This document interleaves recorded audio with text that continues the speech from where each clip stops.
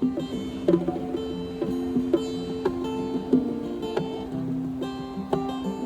makes the sign of a teaspoon, he makes the sign of a wave.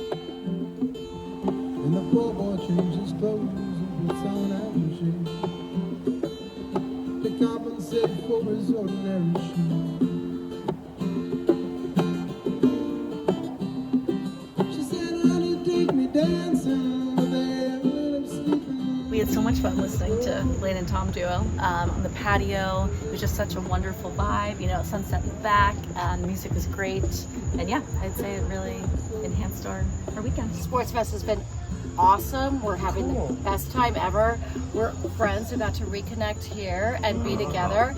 And then it's been super great meeting you and listening to your music, because it's been a really nice part of the trip for us, is to know that every night we got to go sit and hear some of our favorite tunes done by really fun guys. Oh my God, you guys were amazing. Like, spot on, getting the crowd going. Everybody loved the beats, the moves. Your voice was awesome. So thanks for blessing us with your gift.